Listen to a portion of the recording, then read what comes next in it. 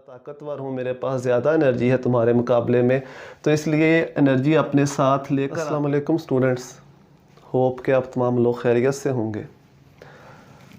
तो class 11 chapter number 1 एक नए टॉपिक के साथ, एक नई डिस्कशन के साथ आपकी खिदमत में हाज़िर हूँ। टॉपिक है आज का हमारा आइंस। आइंस के बारे में हमने पढ़ना है कि आइंस क्या होते हैं, आइंस के टाइप्स कितनी होती हैं। आउटलाइन वहाँ पे लिख रखी है। पहले हम आइन को डिफ़ाइन करेंगे, इसकी डेफिनेशन करेंगे, फिर इसके बाद हम कैटाइन और एनाइन में डिफरेंस पढ़ेंगे सॉरी। फिर इसके बाद मॉलिक्यूलर आइन क्या होता है उसके बारे में पढ़ेंगे। फिर एक छोटा सा है ions having group of atom, कि कुछ ऐसे आइंस होते हैं जो ग्रुप ऑफ एटम पर मुश्तमिल होते हैं, वो क्या होते हैं उसके बारे में डिस्कस करेंगे। तो चलिए शुरू करते हैं। जैसा कि आपको पता है, हमने ये पढ़ रखा है कि जो न्यूट्रल एटम होता है, न्यूट्रल एटम के अंदर प्रोटॉन्स और इलेक्ट्रॉन्स की तादाद बराबर होती है। Number of protons is equal to number of electrons, यानी जितने प्रोटॉन होंगे उतने ही इलेक्ट्रॉन, जितने पॉजिटिव चार्ज उतने ही नेगेटिव चार्ज, तो एटम जो होगा वो ओवरऑल न्यूट्रल होगा। लेकिन अगर मैं कहूँ कि किसी भी एटम से अगर हम इलेक्ट्रॉन को रिमूव कर दें, न्यूट्रल एटम से इलेक्ट्रॉन को निकाल दें, तो उससे क्या होगा, जो नंबर ऑफ़ प्रोटॉन्स होंगे उनकी तादाद बढ़ जाएगी। नंबर ऑफ़ प्रोटॉन्स बढ़ जाएंगे और नंबर ऑफ़ जो इलेक्ट्रॉन्स होंगे वो क्या हो जाएंगे, वो कम हो जाएंगे। अगर हम इलेक्ट्रॉन को रिमूव करना शुरू कर दें, इलेक्ट्रॉन को निकालना शुरू कर दें। प्रोटॉन के बढ़ने का मतलब है पॉजिटिव चार्ज बढ़ रहा है। जब ऐसा होगा, इलेक्ट्रॉन को निकालेंगे तो ओवरऑल जो एटम पे चार्ज आ जाएगा वो पॉजिटिव चार्ज होगा, और जो पॉजिटिव चार्ज वाला होता है उसको हम कैटाइन कहते हैं। इस तरह से अगर इसके ऑपोजिट कर दें कि नंबर ऑफ़ प्रोटॉन्स जो हैं वो नंबर ऑफ़ इलेक्ट्रॉन्स के मुकाबले में कम हो जाए, नंबर ऑफ़ इलेक्ट्रॉन्स के मुकाबले में कम हो जाए, यानी इलेक्ट्रॉन्स को हम ऐड करना शुरू कर दें, या एटम जो है वो इलेक्ट्रॉन को गेन करना शुरू कर दे, तो इसके नतीजे में इलेक्ट्रॉन बढ़ जाते हैं। इलेक्ट्रॉन के बढ़ने का मतलब है नेगेटिव चार्ज बढ़ रहा है, तो ओवरऑल नेगेटिव चार्ज आ जाएगा, तो उसको हम कहते हैं एनाइन।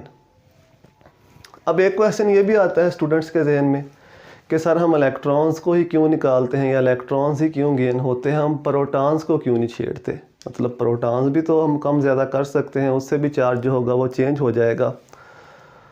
तो इसका आंसर आपने मुझे बताना है, कमेंट के अंदर सोच के आप बताएं। अभी मैं आपको बता भी देता हूं कि प्रोटॉन्स को हम क्यों नहीं छेड़ सकते। आपने भी बताना है कि प्रोटॉन्स को अगर हम छेड़ेंगे तो उसका नतीजा क्या होगा, कितना बड़ा एक्सप्लोजन होगा। देखो बच्चों, जो प्रोटॉन्स होते हैं वो न्यूक्लियस के अंदर होते हैं। हमें पता है, हमने बेसिक स्ट्रक्चर पढ़ा हुआ है कि जो प्रोटॉन्स हैं वो और न्यूट्रॉन्स वो न्यूक्लियस के अंदर होते हैं। और जो किसी भी एटम का जो एटॉमिक नंबर है वो प्रोटॉन्स के ऊपर डिपेंड करता है। मिसाल के तौर पे नाइट्रोजन है, उसका एटॉमिक नंबर 7 है, तो इसका मतलब उसके अंदर 7 प्रोटॉन है। अगर हम प्रोटॉन को छेड़ेंगे, मतलब प्रोटॉन कम कर दिया, तो एटॉमिक नंबर तो 7 नहीं रहा, वो नाइट्रोजन नहीं रहेगा, वो कोई और एलिमेंट या कोई और एटम बन जाएगा। इस तरह से अगर हम प्रोटॉन को ऐड कर दें तो इसका मतलब है वो नाइट्रोजन नहीं रहा, वो कोई और एटम या एलिमेंट बन गया। तो सिंपल कहने का मतलब ये है कि फॉर्मेशन ऑफ आइंस में न्यूक्लियस डिस्टर्ब नहीं होता। न्यूक्लियस को हम नहीं छेड़ सकते, क्योंकि अगर हम न्यूक्लियस को डिस्टर्ब करेंगे, न्यूक्लियस को छेड़ेंगे, तो फिर वो एटम की जो नेचर है वो चेंज हो जाएगी। तो इसीलिए जो आइंस बनते हैं वो या तो इलेक्ट्रॉन के लूज से बनते हैं या इलेक्ट्रॉन की गेन से बनते हैं। तो यही डेफिनेशन है आइन के। आइन को हम कैसे डिफ़ाइन कर सकते हैं, आइन एनी स्पीशीज़ हैविंग पॉजिटिव और नेगेटिव चार्ज। कोई भी ऐसी स्पीशीज जिसके ऊपर या पॉजिटिव चार्ज हो या नेगेटिव चार्ज हो, तो उसको हम आइन कह देते हैं। दो तरह के आइन होते हैं, यहाँ पे मैंने उसको एक्सप्लेन कर भी दिया। आइन या तो कैटाइन हो सकता है या एनाइन हो सकता है। कैटाइन कब बनता है, जब इलेक्ट्रॉन एटम लूज़ करता है, इलेक्ट्रॉन्स की तादाद कम होना शुरू हो जाती है, प्रोटॉन बढ़ना शुरू हो जाते हैं, तो ओवरऑल पॉजिटिव चार्ज आना शुरू हो जाता है, क्योंकि प्रोटॉन पे पॉजिटिव चार्ज है, तो इस तरह से कैटाइन बनता है। लेकिन अगर हम एनाइन की बात करें तो एनाइन कैसे बनता है, बाय गेन ऑफ इलेक्ट्रॉन। अगर इलेक्ट्रॉन एटम गेन करना शुरू कर दे तो इलेक्ट्रॉन्स की तादाद बढ़ती जाएगी, जितने इलेक्ट्रॉन्स बढ़ते जाएंगे उतने ही नेगेटिव चार्जेस जो हैं वो एटम के ऊपर आते जाएंगे। अच्छा, नेक्स्ट पॉइंट जो कि बहुत इंपॉर्टेंट है, वो कहते हैं फॉर्मेशन ऑफ केटाइन जो है वो एंडोथर्मिक होती है। पूरा फिक्रा नहीं मैंने लिखा, जस्ट लिखा है समझाने के लिए। फॉर्मेशन ऑफ केटाइन एंडोथर्मिक होता है, यानी जब केटाइन बनता है तो ये प्रोसेस जो है ये एंडोथर्मिक होता है। एंडोथर्मिक प्रोसेसेस क्या होते हैं? ऐसे प्रोसेसेस जिनमें हीट एब्जॉर्ब होती है, जज़ब होती है, किसी सिस्टम के अंदर हीट एब्जॉर्ब हो रही हो तो हम कहते हैं ये एंडोथर्मिक प्रोसेस हो रहा है। अगर हम एटम के स्ट्रक्चर को देखें तो सेंटर में न्यूक्लियस के अंदर प्रोटॉन और न्यूट्रॉन होते हैं। प्रोटॉन पे पॉजिटिव चार्ज होता है और इसके इर्द गिर्द इलेक्ट्रॉन जो है वो रिवॉल्व कर रहे होते हैं। अब कभी आपने सोचा है कि इलेक्ट्रॉन यहीं पे क्यों घूमते रहते हैं, इधर उधर क्यों नहीं भाग जाते, बाहर नहीं निकल जाते या इसके करीब नहीं चले जाते? ऐसा क्यों नहीं होता? यहीं पे ये क्यों चक्कर लगाते रहते हैं? एक्चुअली होता ये है कि प्रोटॉन और इलेक्ट्रॉन के दरमियान अट्रैक्शन की फोर्स होती है जो कि इसको मजबूर करती है यहाँ पर घूमने में, क्योंकि ऑपोजिट चार्ज एक दूसरे को अट्रैक्ट करते हैं। तो जो न्यूक्लियस होगा या प्रोटॉन सिंपल कह लो, उसको इलेक्ट्रॉन को अपनी तरफ अट्रैक्ट कर रहा होगा तो इलेक्ट्रॉन गोल गोल उसके इर्द गिर्द जो है वो घूमता रहता है। अब अगर इस इलेक्ट्रॉन को हम चाहते हैं कि इस एटम से बाहर निकाल दें, हमें ये इलेक्ट्रॉन नहीं चाहिए यहाँ पे, हमने इसको बाहर निकालना है, तो सबसे पहले हमें क्या करना पड़ेगा? हमें ये फ़ोर्स ख़त्म करनी पड़ेगी। दो चीज़ें जब जुड़ी होती हैं आपस में किसी फ़ोर्स के ज़रिए, अगर उनको हमने अलग अलग करना है तो वो फ़ोर्स ख़त्म करनी पड़ती है। और फोर्स को ख़त्म करने के लिए हमें क्या चाहिए? एनर्जी। एनर्जी देंगे, फोर्स ख़त्म होगी, चीज़ें अलग अलग हो जाएंगी। तो सेम यही कंसेप्ट जो है यहाँ पे इस्तेमाल होगा। इसको हीट एनर्जी या किसी एनर्जी हम देंगे, जैसे ही इसको सफिशिएंट एनर्जी मिलेगी जो इसे चाहिए निकलने के लिए, जब ये एनर्जी गेन करेगा, एनर्जी अब्जॉर्ब करेगा, ये फ़ोर्स यहाँ से ब्रेक हो जाएगी। जैसे ही ये फ़ोर्स यहाँ से ब्रेक होगी तो इलेक्ट्रॉन इस एनर्जी को अब्जॉर्ब करते हुए यहाँ से बाहर निकल जाएगा। चूँकि एनर्जी जो है वो अब्जॉर्ब हो रही है और एनर्जी की एब्जॉर्बशन जहाँ पे होती है उस प्रोसेस को हम क्या कहते हैं? एंडोथर्मिक। तो फॉर्मेशन ऑफ केटाइन जो होती है ये एंडोथर्मिक होती है। जब भी केटाइन बनता है एनर्जी एब्जॉर्ब होती है। अब आ जाए दूसरी साइड पे, वो कहते हैं formation of anion is exothermic. अब एक्सोथर्मिक क्या होता है? एक्सोथर्मिक वो होता है जिसमें हीट एवॉल्व होती है, सिस्टम से बाहर निकलती है। हीट एवॉल्व होना, जिस तरह हम पानी के अंदर अगर चूना डालें, जो बाज़ार से मिलता है चूना वगैरह, वो ला के डालें तो रिएक्शन होता है और बहुत सी हीट एवॉल्व होती है, वो एक्सोथर्मिक रिएक्शन होता है। लेकिन एक बात और यहाँ पे लिखी हुई है, फॉर्मेशन ऑफ यूनिनेगेटिव एनाइन, यानी जब एनाइन यहाँ पे जो सही लफ्ज़ होगा वो आइन होगा, यूनिनेगेटिव आइन। यूनि का मतलब होता है जिसके ऊपर एक नेगेटिव चार्ज हो, यानी न्यूट्रल एटम जब पहला इलेक्ट्रॉन गेन करता है तो उस वक्त एनर्जी रिलीज़ होती है। उसके बाद जब सेकंड थर्ड इलेक्ट्रॉन अगर गेन होगा तो फिर एनर्जी रिलीज़ नहीं होगी, फिर चेंज हो जाएगा, वो एक्सो नहीं रहेगा बल्कि वो एंडो हो जाएगा। उसकी रीज़न है, जब पहला इलेक्ट्रॉन किसी भी एटम के अंदर ऐड होता है, यहाँ पे इसको हम एक्सप्लेन करते हैं। ये प्रोटॉन और न्यूट्रॉन न्यूक्लियस के अंदर और इसके इर्द गिर्द ये इलेक्ट्रॉन मूव कर रहे होते हैं। ये बाहर से एक इलेक्ट्रॉन आया जिसने ऐड होना है इसके अंदर, एटम के अंदर, तो ये प्रोटॉन, ये न्यूक्लियस जो है इसको अपनी तरफ अट्रैक्ट करेगा। ज़ाहिर बात है अट्रैक्शन होगी तो इलेक्ट्रॉन आएगा, अगर अट्रैक्शन नहीं होगी तो इलेक्ट्रॉन नहीं आएगा। अब यहाँ पर जब पहला इलेक्ट्रॉन ऐड होने के लिए आता है तो सिर्फ अट्रैक्शन ही होती है, इसको रोकने वाला कोई नहीं होता, यानी इसको रिपेल करने वाला, इसको ये कहने वाला कि भाई तुम ना आओ, ये कोई नहीं होता।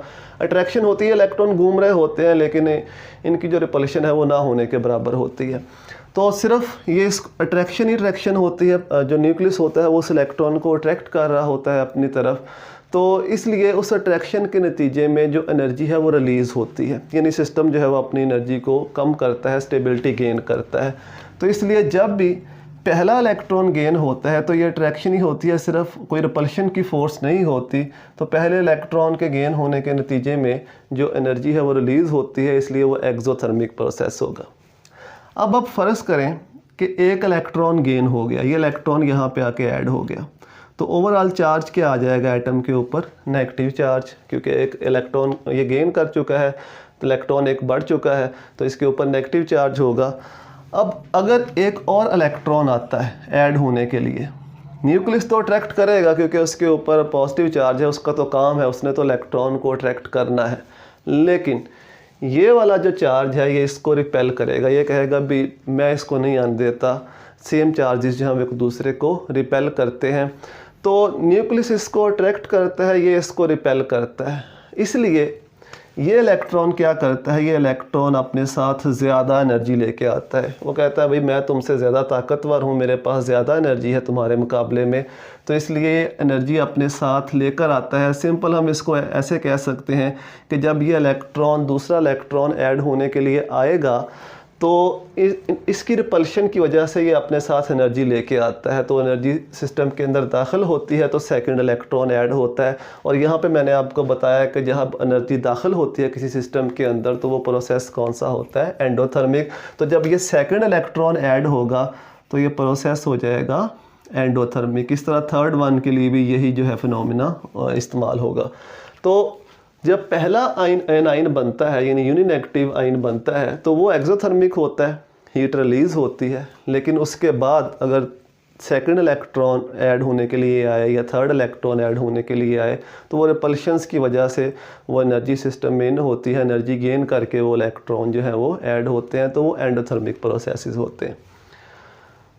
अच्छा, इसके बाद charge equal to the number of electron lose, यानी जितने इलेक्ट्रॉन लूज होंगे उतना ही पॉजिटिव चार्ज आएगा। एक इलेक्ट्रॉन निकल गया तो एक पॉजिटिव आ जाएगा, दो इलेक्ट्रॉन निकल गए तो दो पॉजिटिव आ जाएंगे, तीन इलेक्ट्रॉन, क्योंकि उतने प्रोटॉन जो है वो ज़्यादा होते जाएंगे तो उतना पॉजिटिव चार्ज जो है वो बढ़ता जाएगा। इस तरह से charge equal to number of electron gain, ये उसके ऑपोजिट हो जाएगा कि कितने नेगेटिव चार्जेस आएंगे। एक इलेक्ट्रॉन गेन हो गया तो एक नेगेटिव, दो गेन हो गए तो दो नेगेटिव, तीन इलेक्ट्रॉन गेन हो गए तो तीन नेगेटिव चार्जेस, क्योंकि उतने नेगेटिव चार्जेस उतने इलेक्ट्रॉन जो है उसके अंदर वो बढ़ रहे हैं, नेगेटिव चार्जेस बढ़ रहे हैं। अब इसमें एक और लास्ट बात है कि जो मेटल्स होती हैं वो यूजली कैटाइन बनाती हैं, क्योंकि मेटल्स की जो इलेक्ट्रॉन लूज़ करने की सलाहियत है वो बहुत ज़्यादा होती है, इजीली इलेक्ट्रॉन को लूज़ कर देती हैं। बहुत कम एनर्जी उनको चाहिए होती है इलेक्ट्रॉन को छोड़ने के लिए, इलेक्ट्रॉन को लूज़ करने के लिए। लेकिन इसके बरक्स जो नॉन मेटल्स होती हैं उनकी इलेक्ट्रॉन गेन करने की सलाहियत ज़्यादा होती है, वो इलेक्ट्रॉन ईज़िली छोड़ती नहीं है, वो इलेक्ट्रॉन को गेन ज़्यादा स्ट्रांगली करती हैं। ये सारी बातें डिटेल में आगे चल के जब केमिकल बॉन्डिंग का चैप्टर आएगा तो वहाँ पे हम पढ़ेंगे भी, लेकिन यहाँ पे ये जहन में रखना ज़रूरी है। तो ये कुछ फ़र्क था कैटाइन और एनाइन के दरमियान कि कैटाइन क्या होता है, एनाइन क्या होता है, बनते कैसे हैं, फॉर्मेशन कैसे होती है, एक्सो और एंडो ये क्यों होते हैं, मेटल्स क्या बनाती हैं, नॉन मेटल्स क्या बनाती हैं। एग्जांपल्स आप लिख सकते हैं, sodium positive, magnesium positive 2, aluminium positive 3। ये इसका मतलब है इसने एक इलेक्ट्रॉन लूज़ किया, इसने दो इलेक्ट्रॉन लूज़ किए, इसने तीन किए, जितने लूज़ किए उतने पॉजिटिव चार्जेस। अगर हम इसकी एग्जांपल लिखें, fluorine negative, chlorine negative, oxygen negative 2, इस तरह से इसने एक इलेक्ट्रॉन गेन किया, इसने भी एक इलेक्ट्रॉन गेन किया, इसने दो इलेक्ट्रॉन गेन किए हुए हैं। अच्छा, अब लास्ट में एक फ़िक्रा वो लिखता है कि ये जो आइंस बनते हैं, कैटाइन और एनाइन बनते हैं, इनकी प्रॉपर्टीज़ जो है वो अपने पेरेंट एटम से बिल्कुल मुख्तलिफ होती हैं। पेरेंट एटम मतलब मैं एग्जांपल आपको लिख के दिखाता हूँ। सोडियम एक इलेक्ट्रॉन लूज़ करेगा तो ये बन जाएगा सोडियम पॉजिटिव, ये इलेक्ट्रॉन उसने लूज़ कर दिया एक, ठीक है, माइनस इलेक्ट्रॉन। ये इसको यहाँ पे ना लिखो, इस साइड पे लिख लो। अब ये जो सोडियम है इसको हम कहते हैं पेरेंट एटम। ये जो कैटाइन बना है इससे इसको डॉटर भी कह देते हैं, या ये इसका पेरेंट एटम है। अब इसकी प्रॉपर्टीज़ जो केमिकल प्रॉपर्टीज़ हैं वो इससे डिफरेंट होंगी, क्योंकि जो केमिकल प्रॉपर्टीज़ होती हैं वो इलेक्ट्रॉन्स और साइज़ के ऊपर डिपेंड करती हैं। अब इसमें नंबर ऑफ़ इलेक्ट्रॉन्स भी चेंज हो रहे हैं और साइज़ भी चेंज हो रहा है। जब कैटाइन बनता है साइज़ भी चेंज होता है, ये भी आगे चल के बातें आएंगी। तो इसलिए इसकी जो प्रॉपर्टीज़ हैं वो इसकी प्रॉपर्टीज़ इससे बिल्कुल मुख्तलिफ होती हैं। इस तरह से अगर हम एनाइन की बात करें, फ्लोरीन अगर एक इलेक्ट्रॉन गेन करता है तो इसके ऊपर नेगेटिव चार्ज आता है, तो इसकी प्रॉपर्टीज़ जो होंगी वो इससे भी मुख्तलिफ होंगी, क्योंकि अगेन मैंने आपको बताया जो केमिकल प्रॉपर्टीज़ होती हैं वो डिपेंड करती होती हैं कि कितने इलेक्ट्रॉन्स हैं और कितना उसका साइज़ है, एटम या इनका कितना साइज़ है। अच्छा, नेक्स्ट है जी मॉलिक्यूलर आइंस क्या होते हैं। ये जो हमने डिस्कशन की यहाँ तक ये सारी एटॉमिक आइंस के बारे में थी कि एटम अगर इलेक्ट्रॉन लूज़ करता है या एटम अगर इलेक्ट्रॉन गेन करता है तो उसके ऊपर चार्जेस जो है वो किस तरह से क्रिएट होते हैं। बिल्कुल सेम एटम की तरह अगर मॉलिक्यूल भी इलेक्ट्रॉन लूज़ या गेन करे तो उसके नतीजे में जो चीज़ बनेगी उसको हम मॉलिक्यूलर आयन कहेंगे। अगर कोई मॉलिक्यूल इलेक्ट्रॉन लूज़ या गेन करता है तो उसके नतीजे में क्या बनते हैं? Molecular ion. Molecular ion. Molecular ion भी दो तरह के हो सकते हैं, कैटाइन भी हो सकता है, एनाइन भी हो सकते हैं, लेकिन जो मॉलिक्यूलर कैटाइन होते हैं वो ज़्यादा अबंडेंट होते हैं, मॉलिक्यूलर एनाइन बहुत कम होते हैं। उसकी रीज़न भी है क्योंकि मॉलिक्यूल्स आपको पता है स्टेबल होते हैं। अब मॉलिक्यूल से हम ज़बरदस्ती इलेक्ट्रॉन निकाल तो सकते हैं, मतलब बहुत ज़्यादा एनर्जी दी हमने मॉलिक्यूल्स को तो इलेक्ट्रॉन निकल तो जाएंगे क्योंकि एनर्जी देने से इलेक्ट्रॉन निकलते हैं, लेकिन इलेक्ट्रॉन्स का ऐड होना थोड़ा मुश्किल होता है। इसलिए जो कैटाइन होते हैं मॉलिक्यूलर कैटाइन वो ज़्यादा अबंडेंट होते हैं, जो मॉलिक्यूलर एनाइन होते हैं वो बहुत कम पाए जाते हैं। जिस तरह से CH4 है, ये मॉलिक्यूलर कैटाइन है, ये भी मॉलिक्यूलर कैटाइन है। N2 के ऊपर अगर पॉजिटिव चार्ज, ये भी मॉलिक्यूलर एनाइन भी होते हैं लेकिन बहुत कम होते हैं। जिस तरह ये है, ये एनाइन है लेकिन ये कम अबंडेंट होते हैं। अब अगर हमने मॉलिक्यूलर कैटाइन बनाना है, इसकी फॉर्मेशन करनी है तो कैसे कर सकते हैं? ये भी बहुत इंपॉर्टेंट शॉर्ट क्वेश्चन पूछ लेता है कि मॉलिक्यूलर एनाइन जो है, मॉलिक्यूलर जो कैटाइन है उसको हम कैसे फॉर्म करते हैं। तो उसके लिए सिंपल, हमने जिस मॉलिक्यूल के कैटाइन बनाने हैं उसको गैसियस फॉर्म में चैम्बर में फिल करना है, आयोनाइजेशन चैम्बर कहते हैं। अब इसमें से हम एक्स रेस भी पास कर सकते हैं, उनकी भी काफ़ी एनर्जी होती है एक्स रेस की। एक्स रेस के अलावा अगर हम इलेक्ट्रॉन की बीम भी यूज़ कर सकते हैं। इसके अलावा हम अल्फ़ा पार्टिकल्स भी इस्तेमाल कर सकते हैं। अल्फ़ा पार्टिकल्स और जो इलेक्ट्रॉन की बीम है वो अपने चार्ज की वजह से इनको मॉलिक्यूल्स को आयोनाइज़ कर देती है। एक्स रेज़ की वैसे एनर्जी काफ़ी ज़्यादा होती है तो वो इनको आयोनाइज़ करने में हेल्प करती है। तो जिस भी हमने मॉलिक्यूल को आयंस की फॉर्म में कन्वर्ट करना है, उसका कैटाइन बनाना है, उसको उस चैम्बर में फिल करते हैं जिसको आयोनाइजेशन चैम्बर कहते हैं। तो जो भी इसमें से अवेलेबल हो उन रेज़ को इसमें से पास करते हैं तो इलेक्ट्रॉन जो है वो मॉलिक्यूल से निकल जाता है क्योंकि उसको सफिशिएंट एनर्जी मिल जाती है निकलने के लिए, तो वो निकल जाता है। इस तरह मॉलिक्यूलर कैटाइन जो है वो फॉर्म होते हैं। अच्छा, एक लास्ट चीज़ यहाँ पे रहेगी, ions having group of atom. अब कुछ आइंस ऐसे होते हैं जो ग्रुप ऑफ एटम्स पर मुश्तमिल होते हैं, जिस तरह से SO4 -2, Cr2O7 -2, इस तरह से NH4 पॉजिटिव, इस तरह से H3O पॉजिटिव। अच्छा, अब मॉलिक्यूलर आयन के अंदर और इसके अंदर ions having group of atom, इसके अंदर हम कैसे डिफरेंशिएट कर सकते हैं? देखें बच्चों, जो मॉलिक्यूल्स होते हैं ना, उनके अंदर एटम्स जो होते हैं वो स्टाइकोमेट्रिक अमाउंट्स में जो है वो लगे हुए होते हैं, आपस में अटैच होते हैं स्टाइकोमेट्रिक अमाउंट्स में। लेकिन अगर हम इनकी बात करें, ions having group of atom, तो इनके अंदर जो एटम्स होते हैं वो स्टाइकोमेट्रिक अमाउंट्स में, स्टोइचोमेट्रिक अमाउंट्स में आपस में अटैच नहीं होते, इसलिए इनको हम ग्रुप ऑफ एटम कहते हैं। फॉर एग्जांपल अगर हम देखें वाटर की बात करें तो वाटर के मॉलिक्यूल में जो स्टोइचोमेट्री है वो हमें बताती है कि हाइड्रोजन के 2 एटम होंगे और ऑक्सीजन का 1 एटम होगा तो वाटर का मॉलिक्यूल बनेगा। ये मॉलिक्यूल है। लेकिन अगर इस तरह से हो H3O तो फिर इसको हम मॉलिक्यूल नहीं कहेंगे, फिर इसको हम कहेंगे ये ग्रुप ऑफ एटम है। ठीक है, रेडिकल भी बाज़ औक़ात कह देते हैं। इस तरह से अमोनिया की अगर हम बात करें, अमोनिया, तो अमोनिया का जो मॉलिक्यूल होता है वो होता है NH3, यानी एक नाइट्रोजन के साथ जो है वो 3 हाइड्रोजन लगे हुए होते हैं। लेकिन अगर ये इस फॉर्म में है तो इसका मतलब है फिर ये मॉलिक्यूल नहीं है, इसको हम कहेंगे ये ग्रुप ऑफ एटम है। तो अगर एटम्स जो है वो स्टोइचोमेट्रिक अमाउंट्स में आपस में जुड़े हुए होते हैं तो उस वक्त मॉलिक्यूल की फॉर्मेशन होती है, अदरवाइज़ हम उसको कहते हैं ग्रुप ऑफ एटम्स। तो इसमें आइडेंटिफाई करने का सिंपल तरीका तो ये है कि जो मॉलिक्यूलर आयंस होते हैं वो ज़्यादातर कैटाइन ही होते हैं, एनाइन बहुत कम होते हैं। और जो ग्रुप ऑफ एटम्स हैं वो ज़्यादातर एनाइन होते हैं, वो कैटाइन बहुत कम होते हैं। आपकी बुक में यही 2 एग्जांपल्स हैं जो ग्रुप ऑफ एटम कैटाइंस की हैं। इसके अलावा जितने भी उसने एग्जांपल्स लिखे हुए हैं वो सारे के सारे जो हैं वो एनाइन के ही हैं। तो इस तरह से भी इनमें हम डिफ्रेंशिएट कर सकते हैं, या समझना हो जैसे मैंने आपको बताया कि स्टाइकोमेट्रिक अमाउंट्स में अगर एटम जुड़े हुए हैं तो वो मॉलिक्यूल होगा, अगर स्टाइकोमेट्रिक अमाउंट में नहीं जुड़े हुए तो फिर उसको हम कह देते हैं ये ग्रुप ऑफ एटम होगा। तो यही था आयन के बारे में कि आयंस क्या होते हैं, कैसे हम कैटाइन और एनाइन में डिफरेंशिएट करते हैं, मॉलिक्यूलर आयन क्या होते हैं, और मॉलिक्यूलर आयन और ग्रुप ऑफ एटम जो आयन्स का होता है उसमें फ़र्क क्या होता है। एक लास्ट बात वो भी डिस्कस कर लेते हैं कि अगर हमने किसी भी आयन के ऊपर चार्ज फाइंड करना हो तो वो हम कैसे करते हैं। सिंपल मैथमेटिक्स है, कोई उसमें इतनी मुश्किल बात नहीं है। अगर आपको मैथमेटिक्स आती है तो आप इजीली जो है वो चार्ज को कैलकुलेट कर सकते हैं। फॉर एग्ज़ाम्पल वो आपसे कहता है जी ये एक एटम है न्यूट्रल 0 चार्ज के साथ, इसमें 2 इलेक्ट्रॉन ऐड कर दो तो कितना चार्ज आएगा इसके अंदर। तो आपने सिंपल मैथमेटिक्स करनी है। ये 0 है, यहाँ पे 0 लिख लो क्योंकि न्यूट्रल है, 0 चार्ज है। इलेक्ट्रॉन के ऊपर कितना चार्ज होता है, नेगेटिव, तो 2 इलेक्ट्रॉन है, -2। सम कर दो कितना आ जाएगा, -2।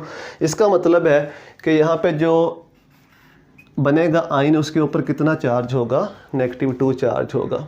इस तरह से अगर कोई न्यूट्रल एटम है वो कहता है कि इसमें से 3 इलेक्ट्रॉन निकाल दो तो बाकी कितना बचेगा, 3 इलेक्ट्रॉन अब निकालने हैं। ठीक है, जब 3 इलेक्ट्रॉन निकलेंगे तो निकलने का मतलब है इलेक्ट्रॉन रिमूव हो रहे हैं। न्यूट्रल एटम से जब 3 इलेक्ट्रॉन निकलेंगे, जब निकालेंगे तो इसका मतलब है जो चार्ज होगा वो क्या आएगा, पॉजिटिव आएगा।